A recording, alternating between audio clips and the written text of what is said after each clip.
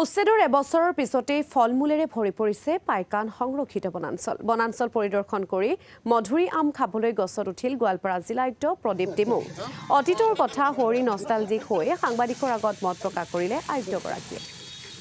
আৰু এয়া আমি আপোনালোকক দৃশ্যাংশ দেখুৱাইছোঁ। বনাঞ্চল পৰিদৰ্শন কৰিবলৈ গৈছিল গোৱালপাৰা জিলা আয়ুক্ত প্ৰদীপ টিমুঙে, কিন্তু তাৰ পাছতেই দেখিবলৈ পোৱা গ'ল এক ব্যতিক্ৰমী দৃশ্য। ফলমূলেৰে যিহেতু পাইকান সংৰক্ষিত বনাঞ্চল এতিয়া ভৰি পৰিছে, বনাঞ্চল পৰিদৰ্শন কৰিবলৈ গৈ এনেদৰে মধুৰিআম খাবলৈ গছত উঠা দেখিবলৈ পোৱা গ'ল গোৱালপাৰা জিলা আয়ুক্ত প্ৰদীপ টিমুঙক।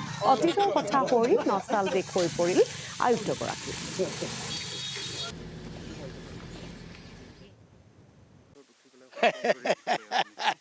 মধুৰিআম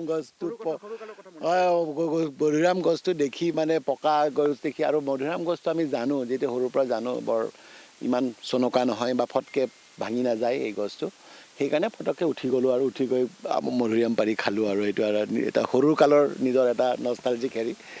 আগতেতো সৰুৰ সময়ত আমিতো আমাৰ দিনত যেতিয়া আমি সৰু দিনত আছিলোঁ, তেতিয়াতো আমি আৰু ফল মূল যে কিনি খাব লাগে সেইটো আমাৰ নাছিলেই, আমি বুজাই নাছিলোঁ সেইটো।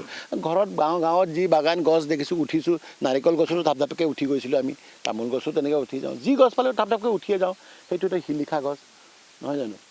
শিলিখা বোলে এইটো জলফাই থাকি। চ' তেনেকুৱা দেখিলে ভাল লাগে আৰু হেৰি কৰোঁ। গছত উঠা এটা কাৰোবাৰ আছিলে, আমাকো সৰুতে শিকাই দিছিলে। আমাৰ যেতিয়া ছিনিয়ৰবিলাকে গছবিলাক উঠি যায়, কঁঠাল খাই গছতে বহি কেনে কঁঠাল খায় বা মধুৰিআম খায়, আমি তলপৰা দে উঠিয়া বুলি কয়, তই নিজে আহ বুলি কয়। সেই বস্তুটো গছৰ ওপৰত উঠিলে আৰু বেলেগলৈ চাবলৈ নাই, তাৰমানে এইটো নিজে খাব লাগে, বেলেগক নহয় তাৰমানে। এনিৱে ধন্যবাদ।